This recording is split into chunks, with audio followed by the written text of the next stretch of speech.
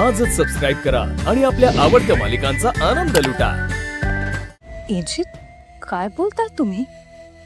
तुमचं अंतराईंवर एवढं प्रेम आहे आणि त्यांची जागा दुसरं कोणी घेऊ शकत नाही असं तुम्ही कसं काय बोलू शकता?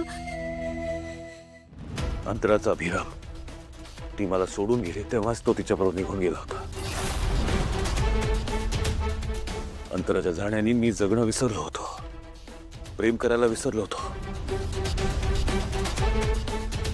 पण लीला जेव्हा माझ्या आयुष्यात आली तेव्हा तिने पुन्हा मला जगायला शिकवलं, प्रेम करायला शिकवलं।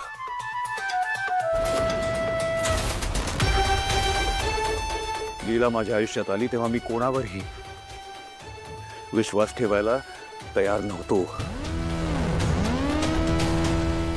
तिला माहिती होतं की मी कदाचित कोणावरही प्रेम करणार नाही, हे माहित असूनही तिने सेल्फलेसली माझ्यावर प्रेम केलं।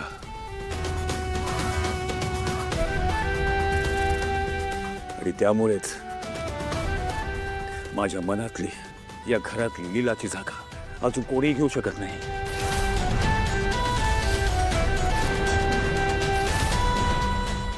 अगदी अंतराई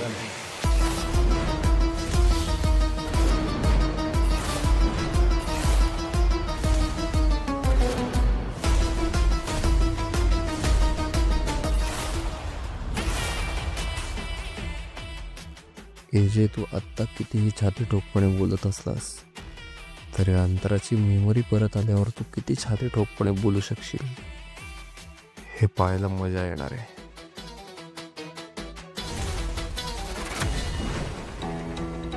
एजे अंतराताईंचा ताप अजून वाढलाय, मला खूप टेन्शन येत आहे।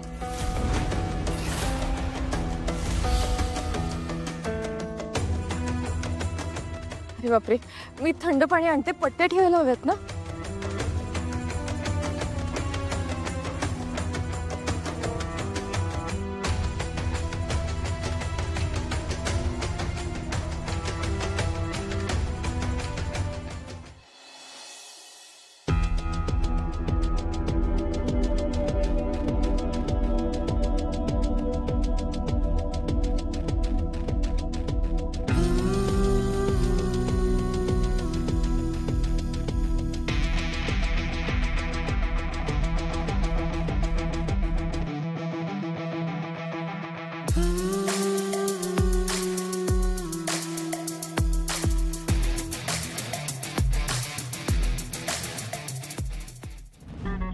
कधी विचारही केला नव्हता की अशी सिच्युएशन माझ्या आयुष्यात कधी येईल। कधी स्वप्नातही इमॅजिन केलं नव्हतं की मी अंतरा आणि लीला असं एकत्र एका रूम मध्ये असू। हे सगळं कसं घडतंय आणि हे सगळं थांबणार कुठे? काहीतरी सोल्युशन।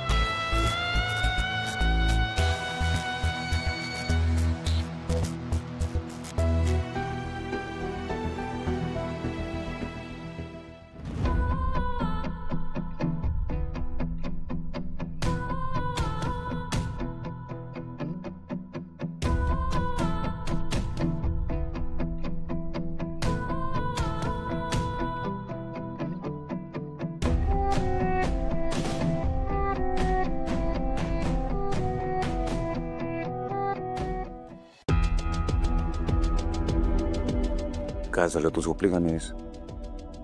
उशीर झालाय. काही कळत नाहीये बाळा. जे काही घरामध्ये घडतंय ना, त्यांना खूप त्रास होतोय. काय खरं आहे, काय खोटं आहे, कोणावर विश्वास ठेवावा, कोणावर नाही, काही कळेनासं झालंय. ज्यांच्यावर विश्वास ठेवतो त्यांनीच विश्वासघात केलाय का असं वाटायला लागलं आता. आई, मला माहितीये की तुला या सगळ्या गोष्टीचा त्रास होतोय, जे काही घडतंय त्याचा. पण त्रास कोण देईल तुला? कोण विश्वासघात करेल तुला? असं काही नाहीये. त्या अगोदर हे बघ.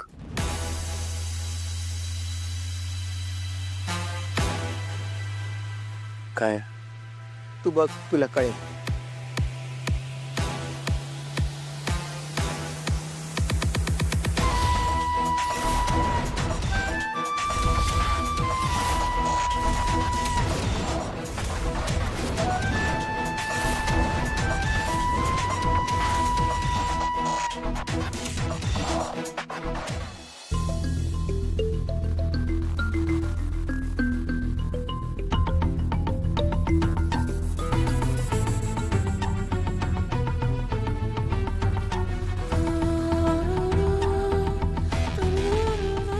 पार्टनर,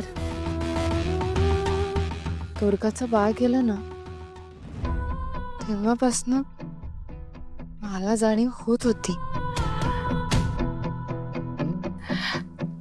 मग आजची आजारी पडल्या, अंतराताई घरी आल्या, एवढं सगळं घडत होतं म्हणून मी जरा दुर्लक्ष करत होते.